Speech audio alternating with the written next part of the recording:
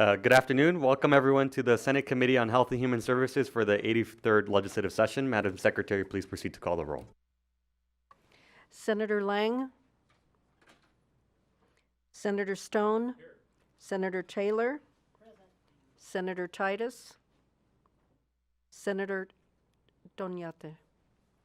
And I'm here, and please mark Senator Titus present when she arrives, and then Senator Lang absent excused.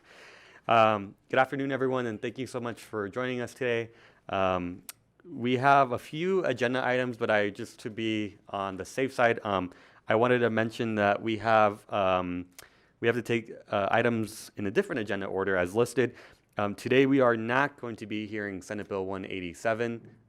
This bill has been pulled from the agenda. It will be rolled. We're still trying to figure out the scheduling logistics. So just wanted to make sure that we are not going to be hearing this bill. But we do have two presentations for folks that are still interested in attending today. Just as a side note, right, because we're only doing presentations today, for folks that would like to provide public comment, we do have the ability to do public comment at the end. And then any of the items that we'll be talking throughout today can be found on the Nevada Electronic Legislative website. Once again, we are not hearing SB 187 today. And so I am going to go ahead and move on to the presentations. The first presentation that we have is from Rand Corporation, and I believe they're joining virtually. So please begin when you're ready. Hi there, great. Just give me, my name is Preeti Rao from the Rand Corporation. I will just share some slides if you all can see them that I've prepared to talk through today.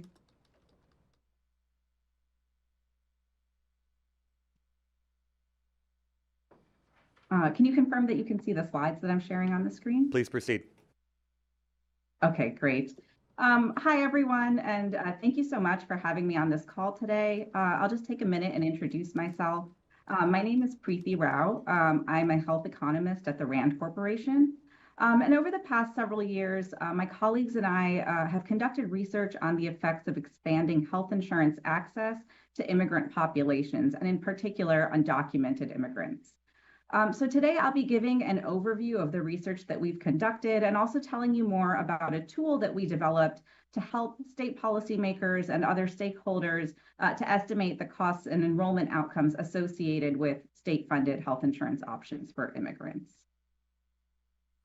So just to give a bit of a roadmap for today's talk, I will give a little bit of background on the status of health coverage for immigrants, some challenges in studying this population and how we address them, and then give an overview of the work that we've done. So as you may be aware, undocumented immigrants are not eligible for most forms of health insurance in the United States.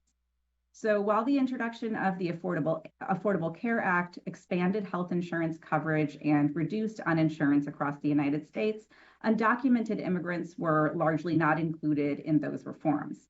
So they are not eligible for federally funded health insurance options for the most part, including Medicaid, marketplace coverage, including marketplace subsidies, and Medicare. And because of this, as of 2019, it's estimated that more than half of that population remains uninsured. There's also an additional group of immigrants that I'll include when I'm kind of discussing this topic today, and that is the legally present immigrant population who has held sort of qualified immigrant status for fewer than 5 years. Just for brevity, I refer to that group as recent legally present immigrants. And that group is eligible for marketplace subsidies, but are generally ineligible for Medicaid or Medicare. Now, some states have taken action to reduce uninsurance among immigrants. There are a few federally funded options. Those include the CHIP FSEP option. That's the CHIP from conception to end of pregnancy option, which 22 states have taken up and essentially covers pregnant, undocumented people just during the course of the pregnancy. There are also some states that have waived that 5-year waiting period for the recent legally present immigrant children or pregnant people, or in some cases both. And then on the other hand, there are also state-funded options. So some states have implemented coverage for immigrants using their own state funding. And usually this has been in the form of either Medicaid-like coverage, which would cover both the undocumented and the recent legally present immigrant populations. Or in some states, they've done sort of marketplace-like subsidies for individual market coverage. And that would apply only to undocumented immigrants, since that recent legally present population is already eligible for the federal version of those subsidies. And the way these programs typically work is to extend coverage to individuals who would otherwise qualify for the program other than for their immigration status. So in the existing state-funded programs, anecdotal evidence to date suggests that enrollment in these programs and costs have both outpaced predictions. This is particularly evident if you look to the case of Illinois, where enrollment into the program very quickly exceeded expectations, and they actually had to halt enrollment because the costs very quickly exceeded the expected budget.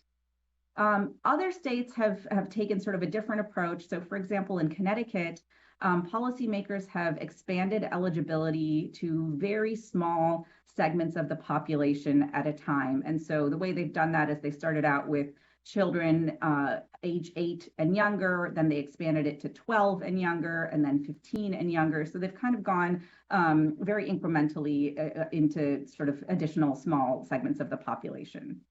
And really estimating costs and predicting enrollment is a challenge for a number of reasons.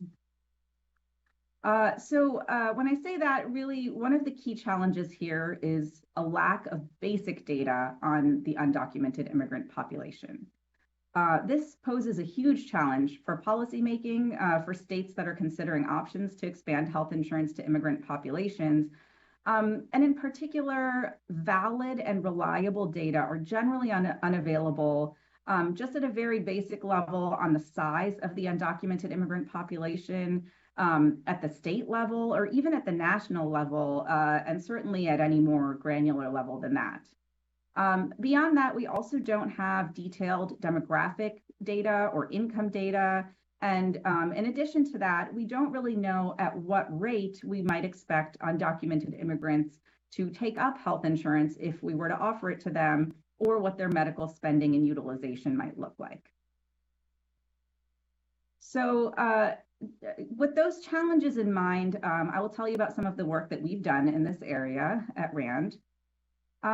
So our first project was with an organization called the Universal Health Foundation of Connecticut. And in this project, we sought to estimate the impacts of expanding access to Husky, which is Connecticut's Medicaid program, expanding access to Husky to immigrant populations. And so we looked at that, and we also looked at what would happen if we expanded access to both Husky and individual market subsidies.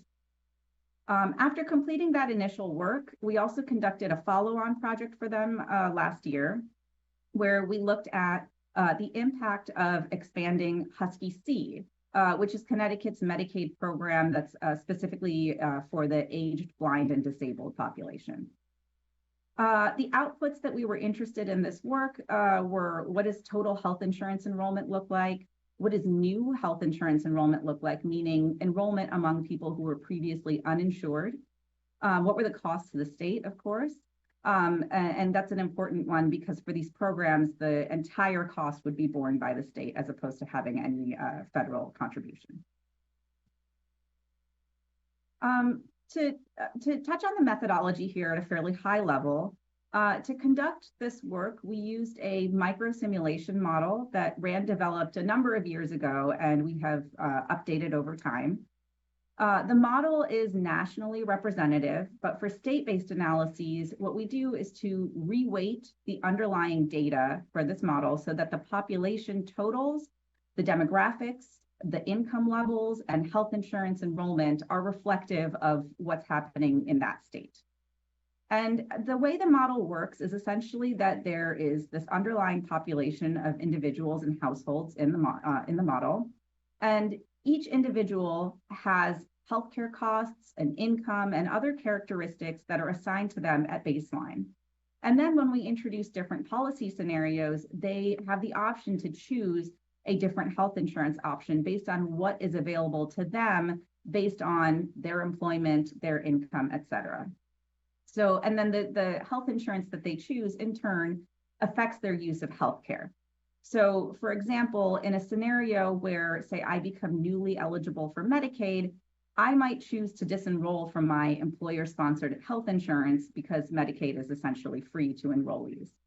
However, perhaps Medicaid is less generous than my previous employer-based plan, so I might also decrease my utilization of healthcare if my new plan is less generous than my previous plan. Now, for the purposes of conducting analyses of undocumented immigrants, we rely on imputation methods where sufficient data do not exist. In particular, we don't have data on immigration status beyond citizen, permanent resident, and sort of non-citizen. So what we do is to impute undocumented immigrant status. And what we do is to essentially look for a population of people who could be undocumented immigrants. And so what we do is to eliminate people that say that they're US citizens or permanent residents. And then we eliminate people that either are participating in programs or occupations that are not available to undocumented immigrants. So by programs, I mean things like Medicaid, Medicare, SSI, and then occupations could be something like a firefighter, a police officer, a federal employee. And so we eliminate all of the people that we know can't be undocumented immigrants.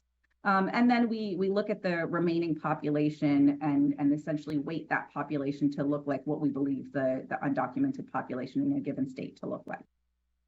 We also impute pregnancy status since pregnancy impacts the Medicaid eligibility. And so to do that, we use natality statistics by age, marital status, education status, and nativity to assign a likelihood of pregnancy to females that are between the ages of 15 and 44. And then finally, we reweight the data to match the known distributions of age, gender, race, ethnicity, and income within these immigrant populations. Beyond sort of these the lack of data that I mentioned, there are also some uncertainties related to the undocumented immigrant population that I touched on, but I want to make sure to flag clearly. So first, while we have estimates on the size and demographic distributions of the undocumented immigrant population from an organization called the Migration Policy Institute, it's not clear how accurate those data are. And to be frank, there aren't other options. That's sort of the data that exists. And even in that data, while they include information, for example, on age, distribution, and income distribution, we don't have sort of the cross between those two categories, meaning that we might know how many children under the age of 19 there are in a given state, and we might know how many individuals are below the poverty line in terms of income, but we don't know how many children under age 19 are also below the poverty line. I also note that we don't know at what rate undocumented immigrants might take up health insurance, and this can also change over time depending on sort of what else is going on. In our initial work, we assumed that take-up might be lower among undocumented immigrants, but actually in our follow-up work, we ended up dropping that assumption, given that we had seen higher than expected enrollment into some of those existing state programs for immigrants that I mentioned. Similarly, we don't know how expensive undocumented immigrants are in terms of healthcare expenditures. We initially assumed that their expenses might be lower because of something known as the healthy immigrant effect, whereby immigrants are thought to be healthier on average than the general population. But again, based on the actual experience, sort of anecdotally from existing programs for immigrants, we removed that assumption from our follow-on analysis. So I've included here a summary table of results from the second analysis that we did with Connecticut. I won't get into the details of it, but I'll note at a high level that essentially providing coverage to children and young adults is relatively inexpensive. both because the size of the population is, sort of small relative to the entire undocumented immigrant population, and also because, of course, children and young adults tend to have relatively low healthcare expenses. On the flip side, including seniors in these types of reforms generally leads to the highest costs because of their relatively high healthcare expenditures. I also want to talk a little bit about this web-based tool that we created. Excuse me. Okay. So after we conducted this work with Connecticut, it seemed that this type of analysis could be useful for other states as well. And so we developed a web-based tool that can provide high-level estimates of enrollment and costs that are associated with expanding health insurance to immigrant populations. So the web page includes informational maps that summarize current coverage options, current as of September 2024, I should note, and population sizes. And it also allows the user then to select from a handful of user-friendly inputs, including the state of interest, the type of coverage they want to provide, and eligibility criteria in terms of income, age, and pregnancy status. And then the tool would take those inputs and apply them to our underlying data set to estimate total enrollment, new enrollment, cost to the state, and enrollee out-of-pocket costs. So just to touch briefly on the methodology, we use a similar methodology to derive an underlying data set for this tool as we did for our microsimulation approach. And we rely on combining a number of data sources and assumptions to put this together. This is the how the tool looks when you open it up. I'll just walk you through that briefly. It starts with a map that summarizes existing policies for immigrants. It specifies which states have Medicaid-like coverage to at least some portion of the undocumented immigrant population, which states provide marketplace-like subsidies, and then which states, namely Washington, have both. And then it also shows in the darker gray color which states have the CHIP FSEP, or from conception to end of pregnancy option only. You can also kind of zoom in a little bit. So if you were trying to figure out, well, what are we talking about? If you're telling me Connecticut gives Medicaid coverage. And then, so if you click on a state specifically, you can get those details. A box like this would pop up. I've used Connecticut as an example here since they sort of, there's a lot going on in this box here. So you can see that they have a policy that covers children through the age of 15. And they also cover pregnant people. You can see sort of the income ranges there in terms of eligibility. And then you can also see at the top, there's a note that children and pregnant people who are legally present immigrants, but within that 5-year waiting period are exempt from that 5-year wait. We also have this map of population sizes for different immigrant populations. From that drop-down menu at the top, you could look at specifically undocumented immigrants, recent legally present immigrants, or the total population of the state. And then you can select to view the population sizes either as a percent of the total or as just a number. And you can view it as a map, as I'm showing here, or as sort of the sorted table that's here on this slide. Then this is the tool itself that comes after the maps. So here are the inputs that the user would put in. So the user would specify the state of interest. And then the tool displays the size of the undocumented immigrant population based on the estimates we have from the Migration Policy Institute. You can see here, this is a fillable field. And so we got some feedback from states that sometimes states have sort of alternate estimates of the size of the undocumented immigrant population in their state. And so this would allow the user to specify an alternate number if they think that the population is bigger or smaller than what our estimate is. So we built that flexibility in. And then these are the rest of the inputs that the user would specify. First, you say whether you want to provide Medicaid or individual market subsidies. You choose whether you're going to provide a coverage based on age or pregnancy. And in this case, I've selected age, and I've selected to provide coverage to children, although you could specify all ages, adults only, or choose a custom age range. The user can also then pick income eligibility criteria, and then can also select insurance take-up rate and medical spending. The default option for both of these is just sort of the average for that given population in the general population.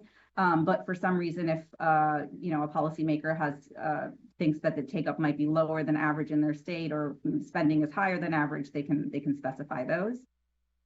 And then once you select add this group, you'll see in the sort of gray box behind that it'll summarize the choices that you've just made. And the tool will also let you know that if you've selected something that already exists in the state, it'll allow you to select that, but it'll just flag for you that you've selected a policy that overlaps with something that already exists in the state, in this case, because Connecticut already covers some population of children. You can add another population. So if you were to, for example, want to have different Medicaid eligibility criteria for kids and adults, you can specify that. So you can add another population and have different eligibility criteria there. And then once you add this group, add a second group, you'll see that again summarized here in the gray boxes of the two populations. If you're satisfied with what you've added, you can go ahead and select estimate outcomes. And this is the high level output that you'll see. So you'll see the, sort of these four key numbers here, which is the high level estimates of the total enrolled population. And then underneath that, you would see the percentage of the ineligible immigrant population that represents. Then you see how many were previously uninsured, the total out-of-pocket spending, and then kind of what we consider a key number, which is spending by the state. You can also select to see these results by those covered groups that you specified. And so you would see those just broken out by the two, the child and adult populations that you specified. I just want to touch on limitations briefly. There are obviously several limitations of this tool. The biggest of which is just because there are so many uncertainties associated with the data. There are a number of assumptions that we have to make. And so the purpose of this tool is really to provide a ballpark estimate of costs and enrollment, but it should not be interpreted as providing precise estimates. There are also, as I touched on earlier, there can be external factors that impact enrollment. So for example, eligibility for Medicaid is typically verified using tax, immigration, or citizenship records. But undocumented immigrants may lack documentation of their residency, their income or immigration status. And so states may rely on immigrants to self-attest to those statuses, and that could, in theory, lead to higher than expected enrollment. State level outreach, as well as federal policies toward immigrants, can also impact enrollment. And then I'll also note at a high level that the tool does not account for existing state policies, as I noted when I was sort of demonstrating the tool. And it also does not account for potential savings that could offset the costs of the program. So for example, there could be reduced spending on uncompensated care or on emergency Medicaid type programs, and the tool would not account for those. So I think I've mostly stuck to my 20 minutes, maybe just an extra minute. So I'll pause here. I'm not sure how this usually works, if there are questions or how it works, but I'll pause there for now, and thank you all.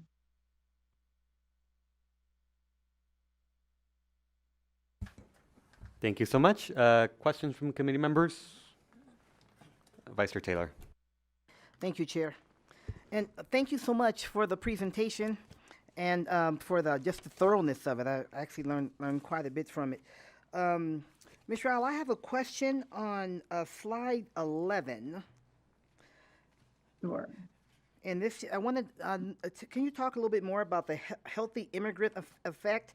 I know you assumed that undocumented immigrants would have a lower healthcare spending. Can you elaborate on that a bit? Yeah, absolutely. So the healthy immigrant effect is this thought that sort of, immigrating to the United States requires, some level of, health, right? If somebody's in a long-term care facility or something like that, it's unlikely that they're able to physically immigrate to another country. So it's been demonstrated in the literature, although it is admittedly a flawed literature. And the reason it's a flawed literature for the most part is because undocumented immigrants have a very high uninsurance rate. And so trying to look at how much they spend on healthcare and just comparing it to the general population is not a straightforward thing to do because, of course, people tend to spend less money on healthcare when they're uninsured.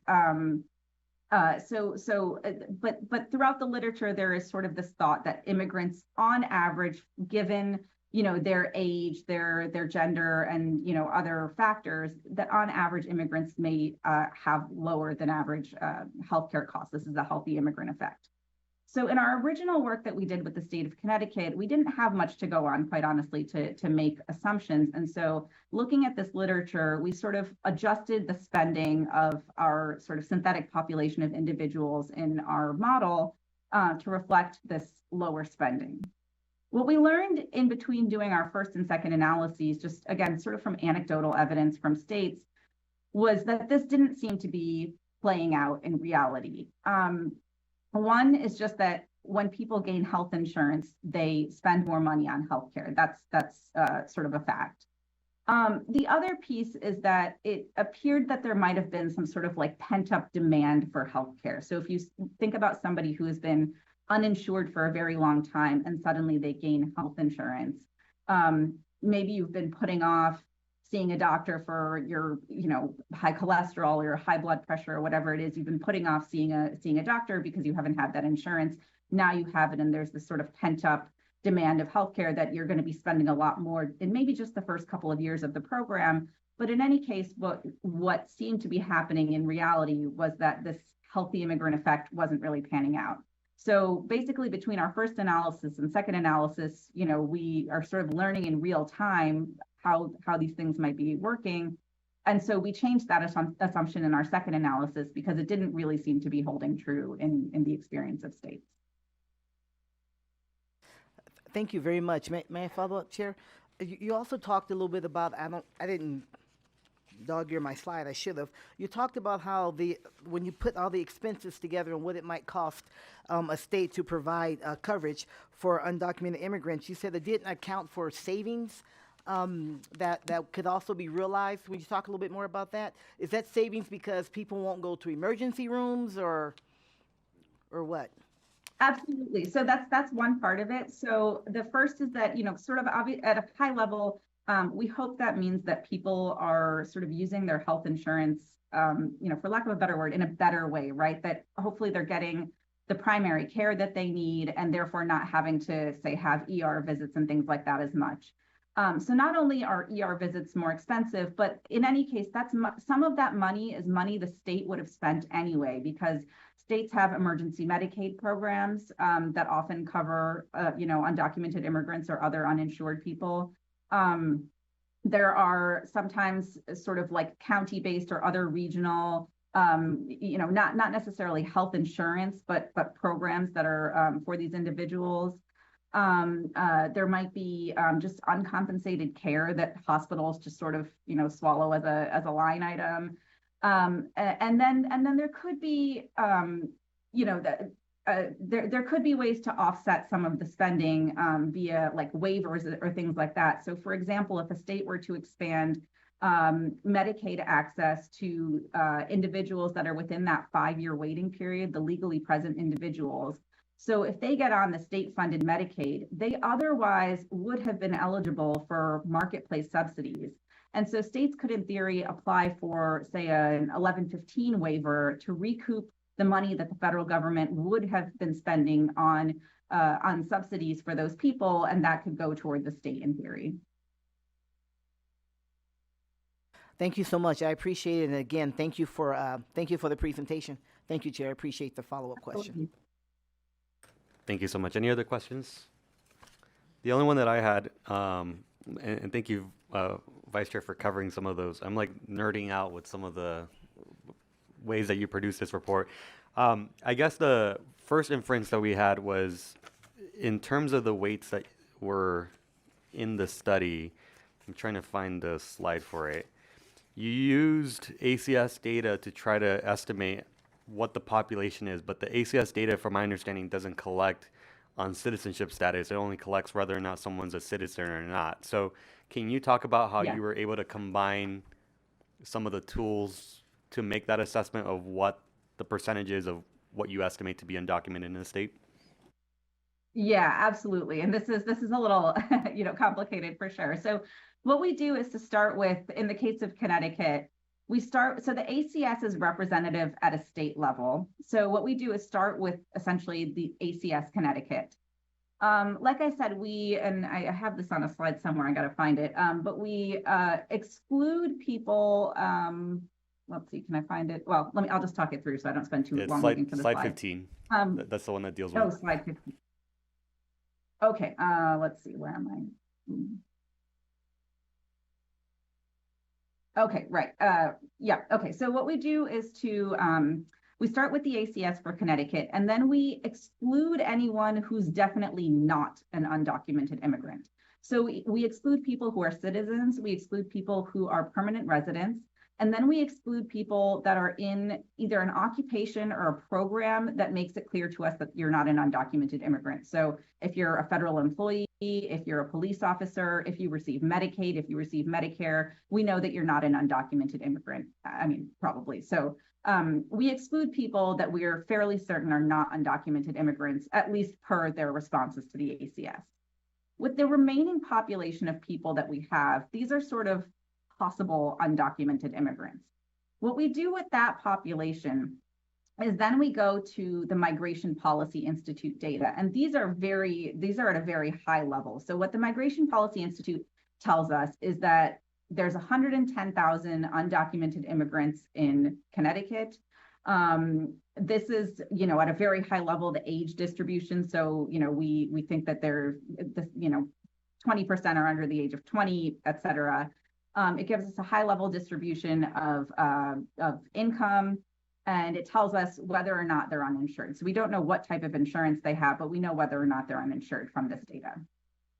So what we do is we take that data from the Migration Policy Institute and weight our population of people from the ACS who might be undocumented. We weight that population to match what the Migration Policy Institute tells us. So we weight it to match the total size. So now we're at our 110 or so thousand people in Connecticut. We weight it so that there's the right sort of income and age distributions. And what the ACS allows us to do that the Migration Policy Institute doesn't let us do. So as I mentioned before, Migration Policy Institute is going to tell us you have this many kids under the age of 18, you have this many kids under the poverty, or this many people under the poverty line, but we don't know the cross of that. We don't know how many people are both kids and under the poverty line. So what we do from the ACS is we essentially borrow those crosstabs. So we weight our population of potential undocumented using the Migration Policy Institute data, and then we use the underlying sort of crosstabs of the information that are implied by the ACS. So we're to be clear, we're relying heavily on imputation and on assumption, but this is sort of the closest that we can get with the existing information, and sort of being very upfront and acknowledging that there are limitations to this approach. One of the limitations being we don't know how right or wrong we are because there's really nothing to compare it against. And so, sort of this is us using all of the potential tools that we have in our arsenal, but we're not really sure how close we're getting to the target. Got it. Thank you so much. So give me 1 second. I'm trying to go through some of my questions. On slide 12, dealing with the Husky program in Connecticut, obviously we're seeing the change in enrollment. Just to be clear, the RAND Corporation hasn't determined yet the longitudinal effects of enrollments. You've only gotten to the point so far, specifically with Connecticut, of monitoring what the increase in enrollment is, but we haven't gotten yet in terms of the cost shift that exists from uncompensated care now to providing as was mentioned earlier, primary care, et cetera. So we haven't gone to that stage yet. It's still very preliminary. Is that correct? Yeah, so we have high level estimates. We did sort of a back of the envelope calculation.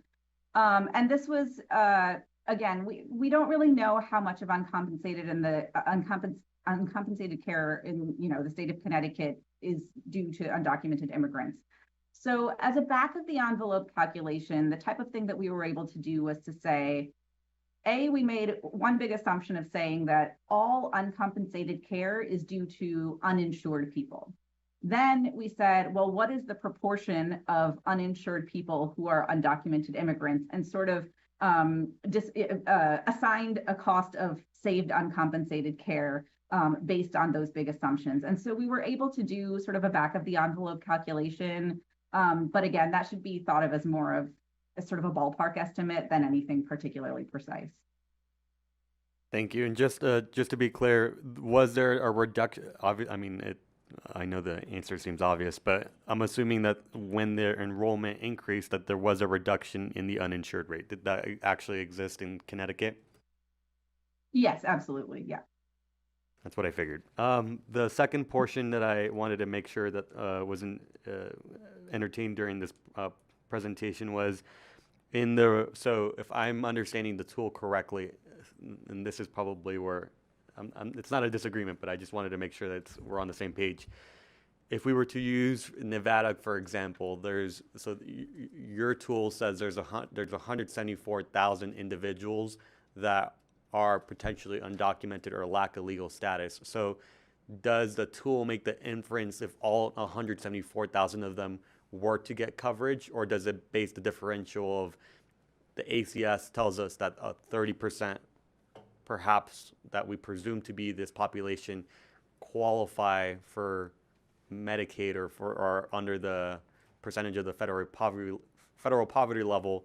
Therefore, that's what our assumption is of what the population amount is. So I guess does the tool say everyone that's 100 in that 174,000 would be covered, or does it make estimates based on the poverty level or the income level? The latter. So it allows for eligibility criteria. And we sort of, in creating this tool, we wanted it to be as flexible as possible, recognizing that sometimes these things are moving targets. So I think for the most part in states that have enacted this type of legislation to date, how it has worked is that generally it's sort of the same eligibility criteria as it would be for the main Medicaid program, but just removing that immigration status requirement. But so you'll see on this slide here, so there's an income range for eligibility. Sorry, I don't know why this is moving without me moving it.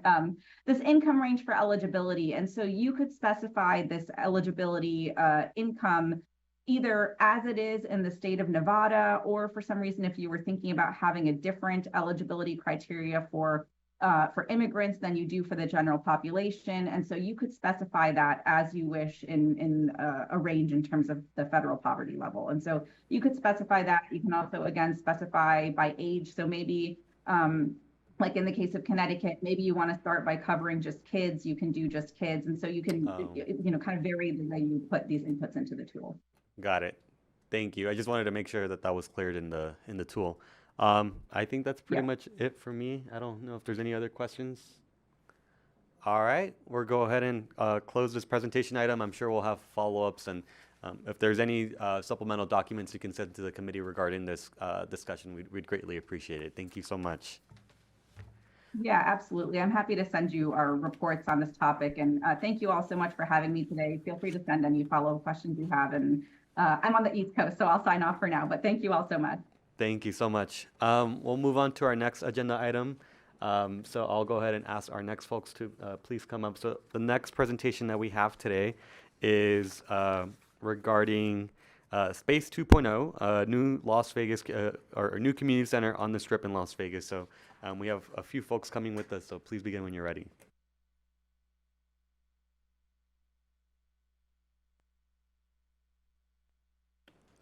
There we go. Chairman Donate and the committee, thank you so much for allowing me this opportunity. This is very new to me, coming up to Carson City. Thank you all for your service and allowing Jennifer Lanahan from Western Public Affairs and I to be here today to present this project. My name is Mark Chinook.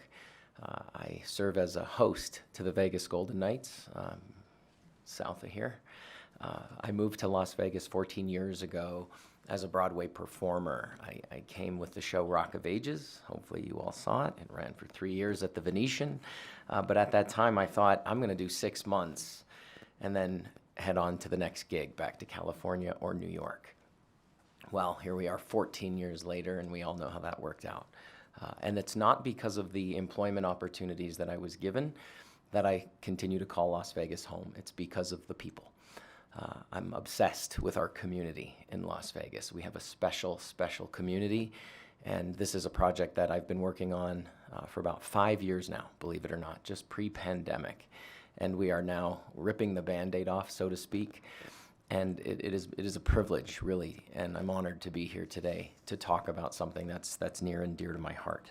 Before I get into some slides, I do want to thank Michael Naft, Commissioner Naft in Las Vegas, who has assisted me in championing this project and getting it to the point where we are today, that we can be up here in Carson City in this incredible building, historical building, and have the opportunity to tell this story. So I wanted to lead with that.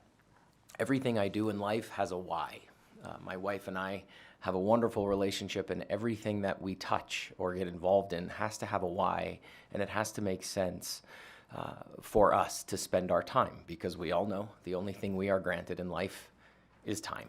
And so I make sure that I spend my time working on projects that have an impact. And going back to how I started the conversation, this project certainly will impact the incredible community in Las Vegas. 14 years ago, Rock of Ages brought me to Vegas, and 3 months after that show opened, my wife and I created a nonprofit called Monday's Dark. Monday's Dark, the name comes from the fact simply that Broadway is traditionally dark on Monday. You know better than anybody that red carpet rollouts happen in Las Vegas frequently. They'll roll out a red carpet for the opening of Applebee's in Summerlin. That's how frequent red carpets hit the Vegas scene. As a performer on the Strip, we were asked frequently to put our costumes on, visit a gala or an event, a fundraiser, take a picture to show that we were there, and we would leave. And I thought, well, there's got to be a better way for us to give back, because to be truthful, I didn't enjoy it, because I'd have to go to my dressing room at 5 o'clock, put on a costume, get whisked away in a car, take a picture at the Keep Memory Alive gala, and leave. And I didn't know anything about Keep Memory Alive. So I figured there's got to be a better way for us to give back to our city. Monday's Dark was born.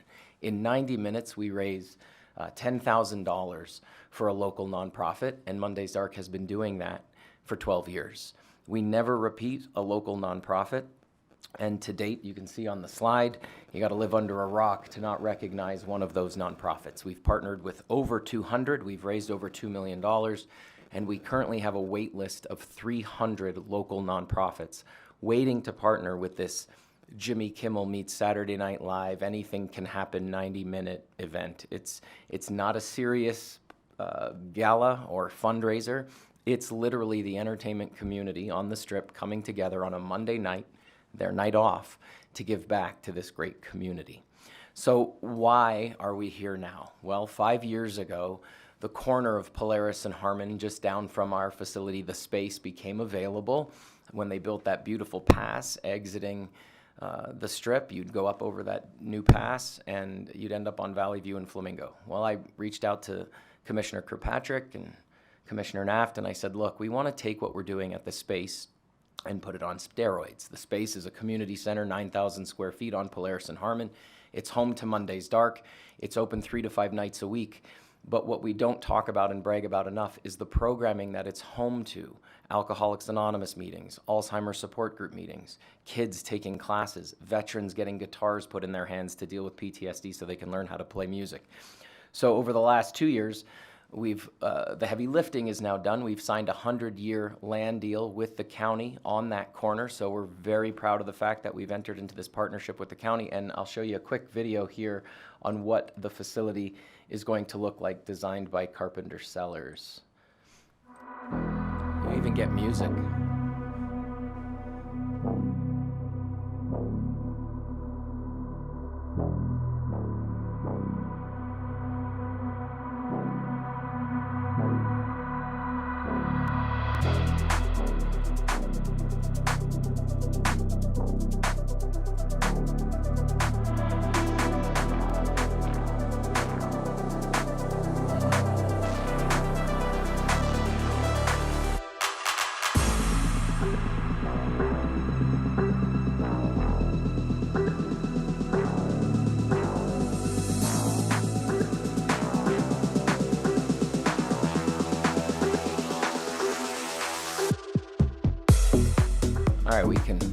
pause the disco.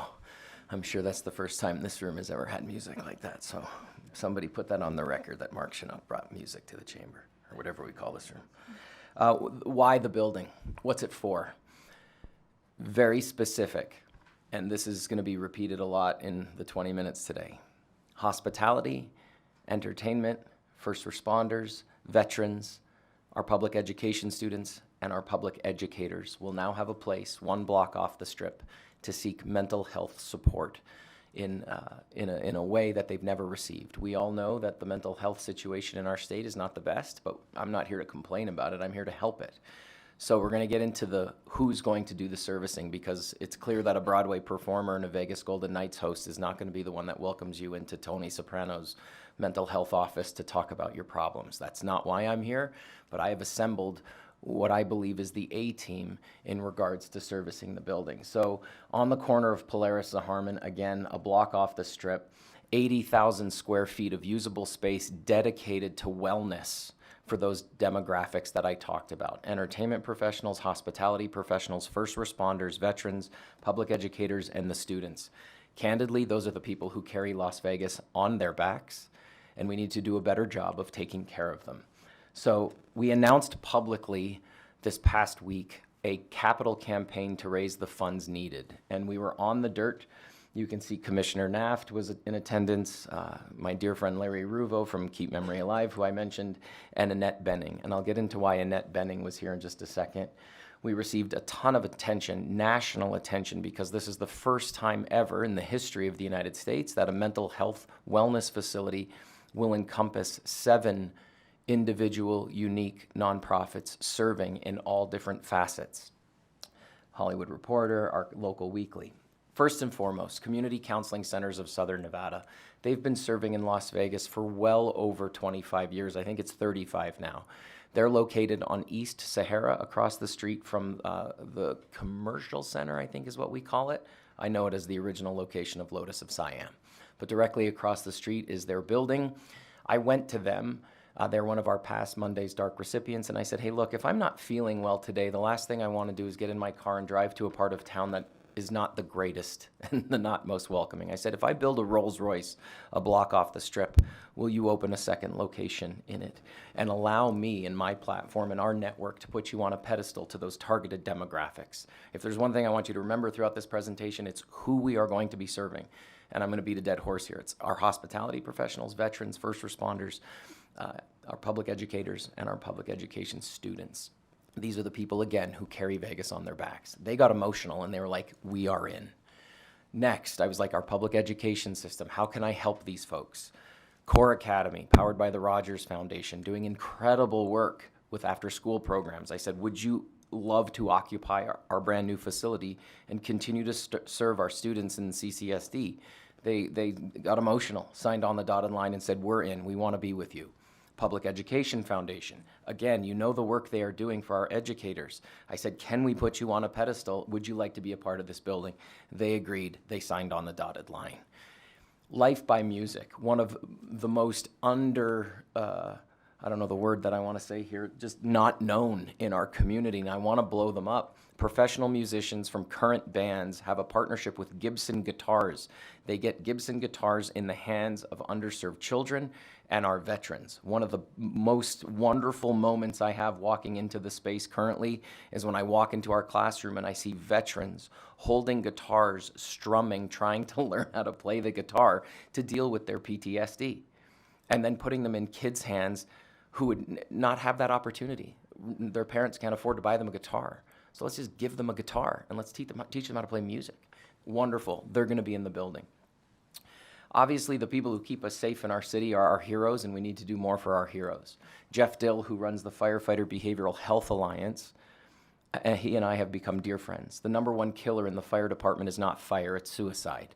These men and women do not have a home. They go from station house to station house serving the men and women who put out fires. When I told Jeff, I said, I want to put you in our building, this grown man wept in front of me and gave me a hug. And he said, Mark, why are you doing this? And I said, because I can.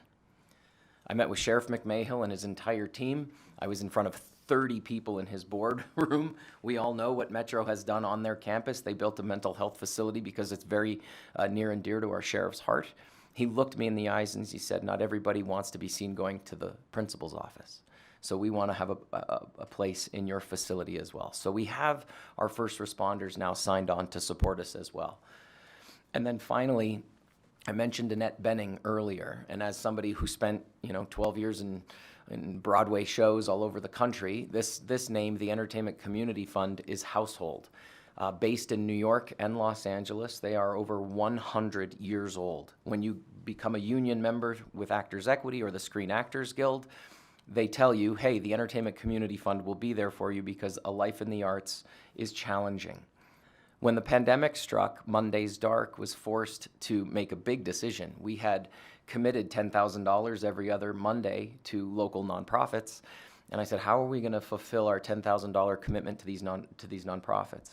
Well, I took to Facebook, and I just went live by myself for free and begged our fans to click the link and make a donation. And I'm proud to say that when everything shuttered and artists couldn't come into the space, we fulfilled our commitments and we wrote checks for $10,000 to every nonprofit that we said we'd partner with. And they were so grateful because their 5Ks, their fun runs, their galas were all canceled. Then I took it a step further and I said, well, Monday's Dark exists because of the entertainment community donating their time and talent. Nobody in Las Vegas was supporting our carpenters, hair and makeup, wardrobe, ticket takers, ushers, actors, dancers, singers. So again, I went on Facebook and I did a live stream, but this time with the county's approval, I was able to bring artists in to perform in a safe manner. They walked in the back door, took their mask off, we handed them a clean microphone, they performed on Facebook, and they walked out the other door. And my sound guy was 100 feet over there, and the lighting guy was over there. We raised $122,000 in 5 hours. I had no way of distributing it because Las Vegas doesn't have a nonprofit based in our city to serve our entertainment community. Well, you know where I'm going. I called Los Angeles and I said, I only write checks for $10K. I'm writing you one for $122,000, but I need you to promise me that you'll earmark it to Las Vegas. And they said, Mark, no problem, but just be forewarned, we do not have a presence in Vegas. We're not sure how to get the word out. Well, as the cool kids say nowadays, I said, hold my beer, leave that to me. In 8 months, the Entertainment Community Fund distributed $1.2 million in financial assistance to our entertainment community. I happened to be in New York 9 months later. I slid this proposal across their desk and I simply said to the Entertainment Community Fund, we cannot call ourselves the entertainment capital of the world without the premier entertainment nonprofit based in Las Vegas, serving our community. Move into my Rolls Royce on Polaris and Harmon and let's shake up the world. And Annette Bening flew in last Monday to be with us on that dirt lot to announce that the Entertainment Community Fund will move to Las Vegas for the first time in the history of their organization. It's something that we are incredibly proud of as private citizens just serving our community. I won't get into too much detail here because of time, but you will get all of this. This is what Community Counseling Centers does at a glance. This is what Firefighter Behavioral Health Alliance does at a glance. This is what Life by Music does. This is what the Entertainment Community Fund will bring to Vegas for the first time. Kids in the Space, which will be governed by CORE and the Public Education Foundation. What an incredible program we are going to provide here. When I was on tour with the Lion King, one of the things I looked forward to the most was taking my big Timon puppet, walking into a classroom on my day off and teaching those kids how to sing Hakuna Matata with this goofy puppet. Tell me why Cirque du Soleil clowns aren't in our community classrooms weekly. Can you imagine what that would do to a young child who A, can't afford to see a Cirque show, and B, has no idea what a life in the arts could possibly mean? And Big Baby from Mystere rolls into a classroom and starts playing with these kids. That child's life has changed forever. I've been in Vegas now 14 years. It's long overdue that we bring our entertainment community into these classrooms in a way that it's never been done before. We have some of the best artists from around the world, not just the United States, around the world that call Las Vegas home, and we need to give them this opportunity. I can tell you as an artist, we welcome those opportunities. We want that phone call saying, hey, can you go into this classroom today and teach these kids? The answer is always yes, because we love what we do and we don't get to do it enough. Obviously, my baby, Monday's Dark, my variety show that I've hosted for 12 years is not going anywhere. As I mentioned earlier, we have 300 local nonprofits waiting to partner with us. So as long as there's a need, I will host the show on Monday night. We're going to get into the team behind why we're here. Strategic Development Partners, Jeff Gooch, has held my hand. This is something that's beyond my pay grade. I just had the idea, and I was like, how do we build the facility? And he's like, I gotcha. He's an incredible head in construction. Rick Sellers designed a beautiful facility. Trent Keenan from Diamondback Land Surveying.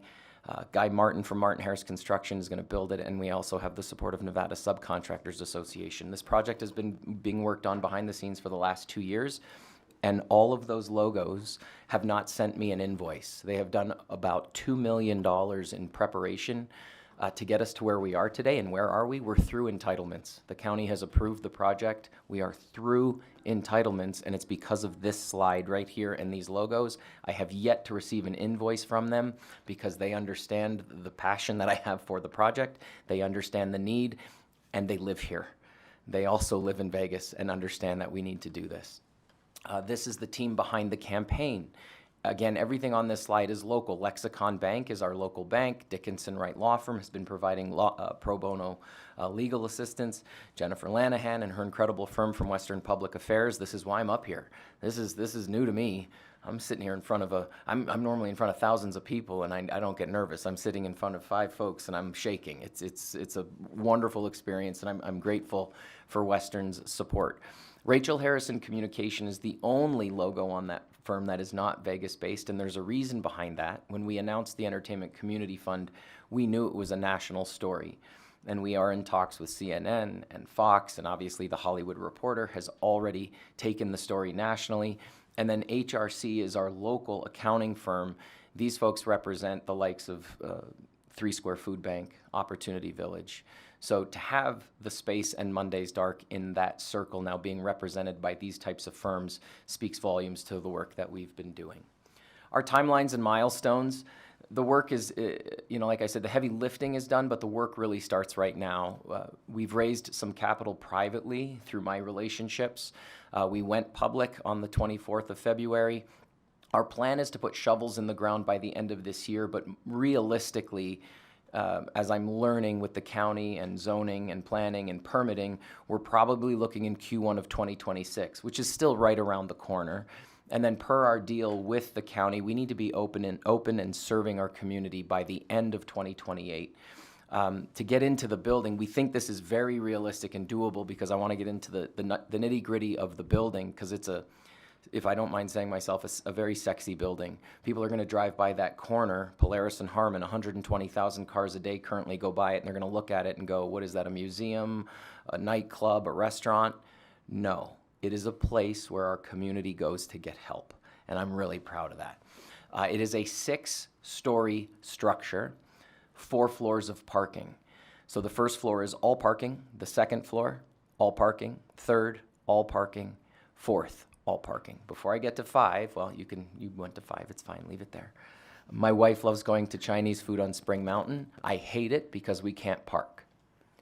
I love the food, I hate parking. So when I talked to Rick Sellers, I said, listen, this needs to be a one-stop shop where you can come and feel safe, know you have a place to park, and let's get at it.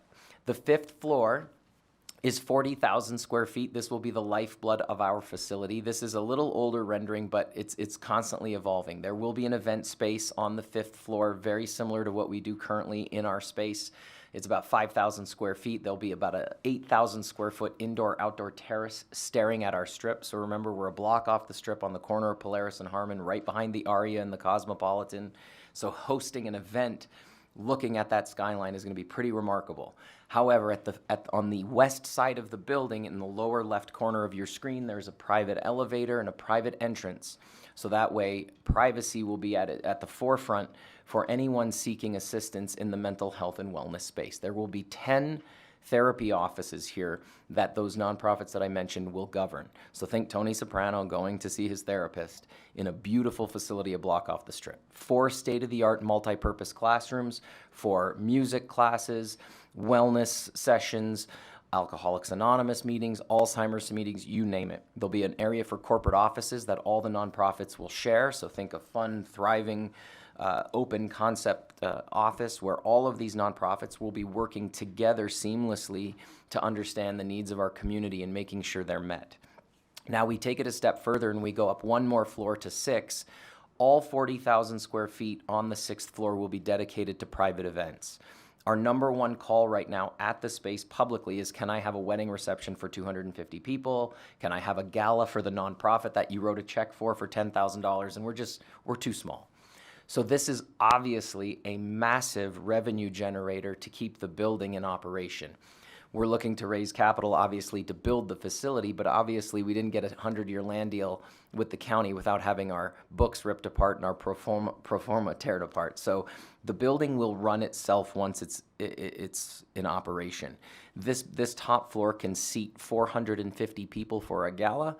It's set up for a boxing match, because you may know I work for Top Rank and we hold boxing fights on ESPN, so I tried to woo my boss to make a nice check. Or 1,500 to 2,000 people for a standing room event. A state-of-the-art kitchen in the top left corner. So if your mom wants to cook for your gala, she can. We won't have catering restrictions. That's one of the big things that we're going to pride ourselves on. The days of a nonprofit in Las Vegas spending $250,000 on the Strip to raise $1 million at their gala are done. The space will become a hub for all things philanthropy. We've all been to these incredible events. I go to the Keep Memory Alive Gala. That's never going to move to the space, let's be honest. But, Crohn's and colitis at the Four Seasons. Ed Bernstein's a dear friend. He lost his daughter to Crohn's. Monday's Dark wrote him a check for $10,000. I go to this gala every year, and he spends $300,000 to raise $800. Doesn't make sense. Come to the top floor of this building, a block off the Strip, and we will be able to raise invaluable amounts of money, I don't know if that makes sense, for all of our nonprofits. And one of our powerhouses that Monday's Dark prides itself on is, I mentioned earlier, we've partnered with 225 local nonprofits to date. My Rolodex in my phone are executive directors who have committed their lives to a cause, whether it's an animal rescue, women's rights, LGBTQ+, cancer, first responder, you name it, we've partnered with them. And that circle has become my friends, which is not something I set out to do when I started the organization. But now my circle of friends that I associate with on a regular all come from different walks of life, and they all care about our city. This building will be one of one. Let's go to the last slide. In conclusion, it's pretty straightforward. 40 million visitors come to Las Vegas every year, and we do an incredible job at serving them. When those 40 to 50 million visitors go home, who serves those who serve? That is the mission of the space. Plain and simple. Hospitality, entertainment, first responders, our veterans, our public educators, and our public education students. They need a place that is just simply badass, where they can go and get help and be welcomed with open arms. You cannot call yourselves a community center if 95% of the community, first, can't afford to walk into it, and second, what we are doing are checking major boxes. We are bringing mental health and wellness support and programming to the forefront, which we are desperate for. And these demographics need it more than anybody. When was the last time you were served by a waiter and you actually asked your waiter, what can I get you? Are you okay? I was quoted in the Hollywood Reporter for that one, and I just made it up on the fly, and I'm sticking with it because it actually is pretty good. Because as somebody who worked in entertainment for 13 years, I've spent 20 in hospitality. I was a bartender, I was a waiter, I was a busser, I was a door guy. I worked nights in any position I possibly could in order to get an acting job. And hospitality and entertainment are intertwined here in Vegas. Our community is very special. They carry the city on their backs, and a block off the Strip, we're going to support them in a way that they've never seen before. So with that, that's all I got. Thank you for allowing me to be here. Thank you so much for the presentation and for your work. Any questions from any committee members? Senator Titus? First and foremost, thank you for being here. We're not that mean. You have audiences that have been a little tougher, I'm sure. So thank you for being here, and I appreciate it. And I had a big pushback initially when I saw the video that you presented. We don't call them video anymore, but whatever, the display on where the building was, because I was really worried about parking. I dread going to Las Vegas when I have to, and I dread ever leaving my hotel because you can never find parking. And just the fact that you have thought about this and having that parking structure within the location is really genius in my mind, and something I hope people are listening in Las Vegas, because I think that that's going to be one of the keys to being successful, actually, is people will be able to go there and find a place to park. And I think that's a limiting factor. I'm wondering about access to mental health and your providers. As a physician, one of my big things have been access to care, one of the reasons I'm here. And we can build it, but do you have the mental health providers to staff it? And I'm wondering about that connection, and who are you working with for those type of services? So the nonprofits that we've identified that Please will state your name for the record. Oh, Mark Chinook, again. Sorry. Thank you. The nonprofits that we've partnered with, we're simply providing them a home. We will not govern how they continue to operate. Obviously, Community Counseling Centers of Southern Nevada, they've been in the city for 25 plus years. All we're simply doing is providing them a facility to operate out of. To get into detail, I know for sure they are going to need to bring on more therapists and staff, because when we start talking about this opportunity, in my opinion, we're going to have a line out the door of hospitality and entertainment professionals specifically wanting services from Community Counseling Centers of Southern Nevada. On the entertainment side, the Entertainment Community Fund is going to do a case study in Las Vegas. They're going to pay for it themselves, because the services they provide in Los Angeles versus what they provide in New York are different. So they want to understand fully the scope of services that Vegas will need, because we are very unique when it comes to an entertainment community, right? New York is very much Broadway and theater. Los Angeles is film and television. And those needs are very different. So when we come to Vegas, we have magicians at 4 o'clock. We've got burlesque shows late at night. We've got Bruno Mars and all these headliners at 8 o'clock.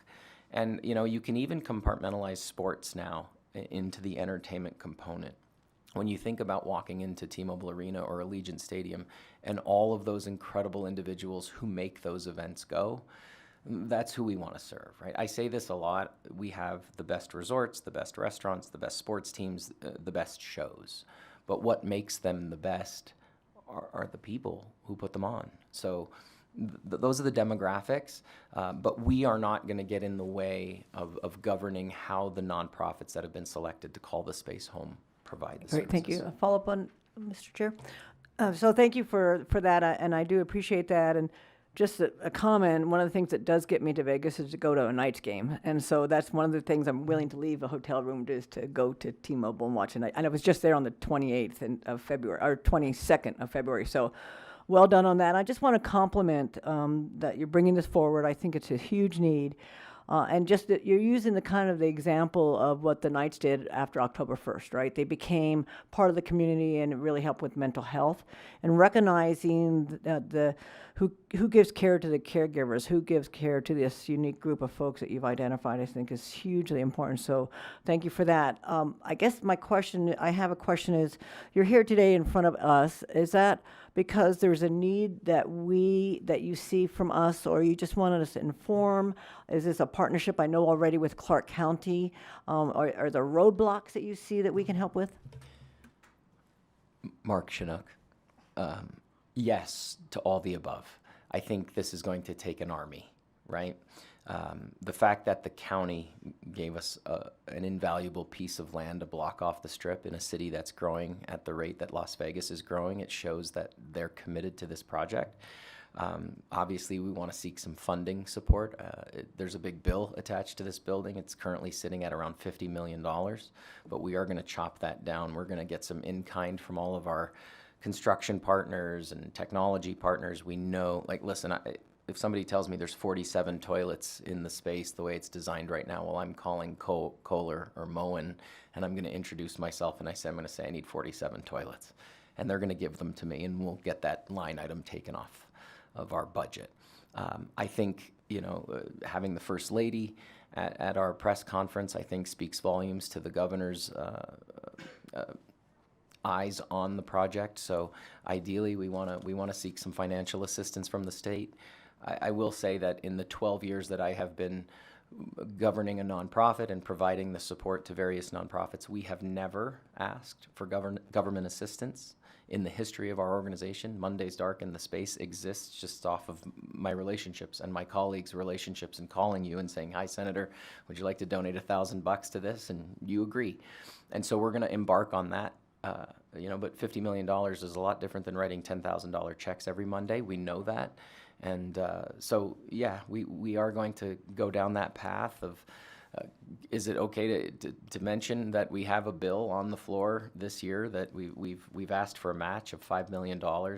We're creeping up on hitting that mark now, so that's going to be presented on the floor this year, first time ever. So again, I have my hand being held in ways that I've never been supported before. But to answer your question clearly, yes, we would love the state's involvement. The county has given us probably a $25-30 million parcel of land. Ideally, if the state wants to build it for me and let me run it, we'll take $50 million from the state. But we know that that's probably not an option. So, we just want you to be aware of what's going on. And I think that when budgets are put together, if there's a little bit of money sitting there, this is a project that I think we can all be proud of. Thank you. For reference, it's Senate Bill 178. It got referred to Senate Finance, but because of the nature of finance, I gave them a presentation to here in our committee, and just because we might not get the chance because of how busy it gets in finance. So you'll hear it at some point. Yep. Any other questions, Vice Chair Taylor? Thank you, Chair. And thank you so much for the presentation and just for the idea around doing this. I mean, I love it when it's something that's new, that's different, that it takes a whole lot of gumption and all of that stuff to put this together and then to have the audacity to think it's going to work. I mean, I say that in a good way, in a complimentary way. Just my question is this, is it targeted just towards mental health? I know it's targeted towards those who do the other things, those that are in the business, right? Monday's Dark. Is it targeted just towards mental health, or are there other types of supports that you envision that may be there? Tons of, Mark Chinook again to respond, tons of programming, and you'll see it. If we can go back to some of the slides, let's just go back to the Entertainment Community Fund slide where it breaks down what they do. You'll get this, Senator, in your email, but just in the Entertainment Community Fund alone, the services that they provide, emergency financial assistance, that goes without saying. We distributed almost $2 million. Career transitioning, which is a big one in the entertainment community. Let's say you're a young woman who's a dancer and your body starts to no longer allow you to dance. What do you do next? That's a very difficult time for people. So they have counseling there. Healthcare assistance. Let's say your health insurance is up. A lot of times our health insurance and entertainment is dependent on work. You have to be in a show, you have to be in a television program or a film in order to receive health insurance. So they're there for you in health insurance. Let's go to Community Counseling Center as well, because this is very targeted to Las Vegas. These guys have been here 25 years. You can see right here on the slide, mental health counseling, substance abuse, family and couples counseling, child and adolescents counseling, LGBTQ+, HIV support services, HIV testing, counseling services in Spanish, Espanol, after-school programming, you name it, right? So to answer your question clearly, programming at the space will not be a problem. And one of the things that I look forward to is the 230 nonprofits or 25 nonprofits that we've partnered with that are not calling the space home will still have access to the facility to use for their various needs and services.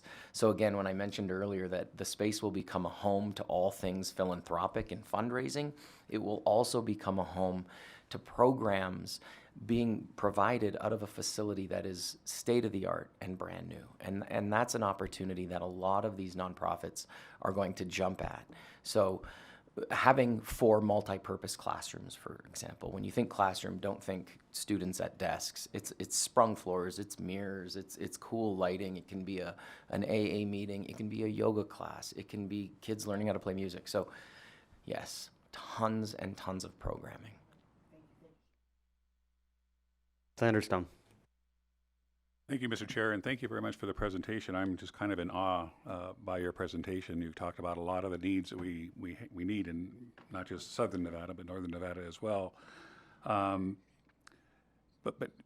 we got to talk about budgeting. And so if you could talk about a little bit, and we're going to get into this probably in some of our committee meetings, but if you could just briefly talk about what your budget is for this project and how much have you raised so far, and how much you think you're going to need to get to the bank and make sure you got the funding necessary. I assume that Clark County is doing the entitlements or doing the land lease. I don't know if they're contributing other monies as well. But what other commitments have you gotten from any other local governments in the area that I'm sure are very excited about your project as well? Yeah, the only support, we've just started down this path. The only support right now is from Clark County in the land deal. And again, we're through entitlements, which is a massive, massive step, right? And that was a learning curve for me, dealing with the county and getting to that point. So it was very exciting when we got that stamp saying, yep, you can go ahead. Again, the 100-year land deal. The budget is set at about $50 million. We know we're going to get it down. We've raised privately, personally, I've raised about just over $2 million. And that is without any, transparently, any gaming partners. We know that once we start talking to all of our gaming partners on the Strip, they're the #1 employer, right? And we're going to start with the big ones first and work our way down. 1 in 10 people work for MGM, so I would be shocked if MGM didn't support this project in some capacity, considering we're a block behind 2 of their properties. So when we look at this project and we look at the fundraising that's ahead of us over the next 2 years, it's simple, but it's a lot of work. I want every restaurant, every nightclub, every theater, every casino in Las Vegas to have a piece of paper at back of house that basically says, if you're not okay today, you're going here. So we're gonna ask for support from those who need our support. We check a lot of boxes for a lot of people, and I can't tell you how many conversations I've had with colleagues who work for somebody, and that somebody doesn't provide a single element of mental health support in their business. So when I go to business leaders and I go to business owners and I'm like, hey guys, I've assembled the A-team. These organizations provide incredible services. Here they are. Can you help us? I'm optimistic that the answer is going to be yes.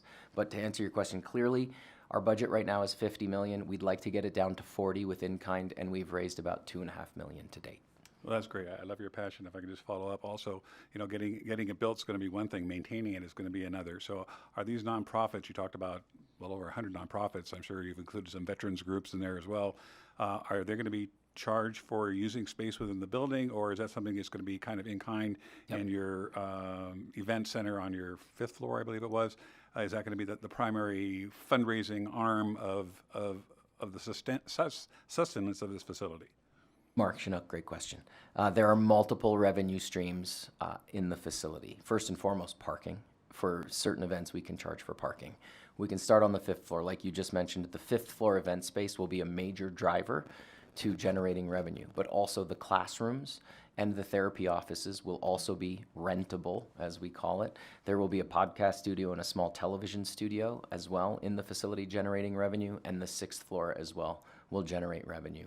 We've budgeted right now for a staff of about 35 full-time employees to govern the facility, and that lands at around $1.6 to $1.8 million in administrative costs. If you do the math, and this is in our pro forma, if we rent that top floor for an event for $15,000 to $20,000 a night, which is peanuts in regard to renting a ballroom on the Strip, and you do that 3 nights a week, you're looking at over $3 million a year in revenue from just the 6th floor. That doesn't include anything on 5.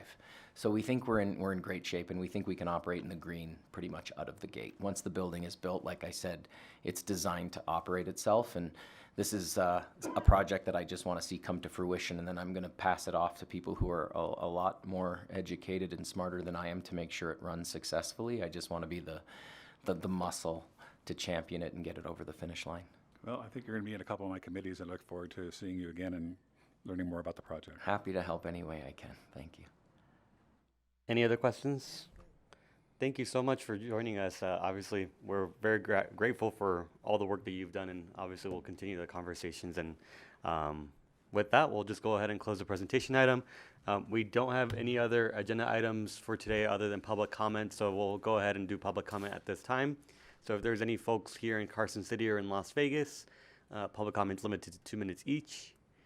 Seeing none, AVH, is there anyone online? Chair, the public line is open and working. However, there are no callers at this time.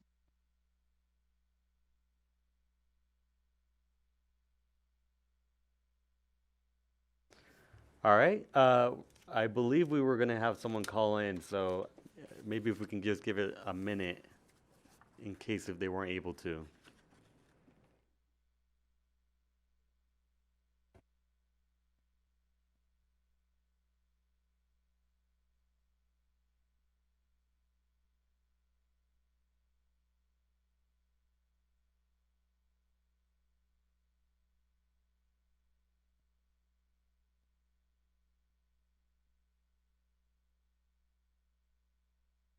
AVH, have we had any changes or no? Good, there are no callers at this time. Thank you so much. We're going to go ahead and conclude the items for today. So I just thank our presenters for joining us. And we do have a bill hearing scheduled for Thursday. And so we'll look forward to seeing everyone there. And thank you so much for joining us. Meeting's adjourned.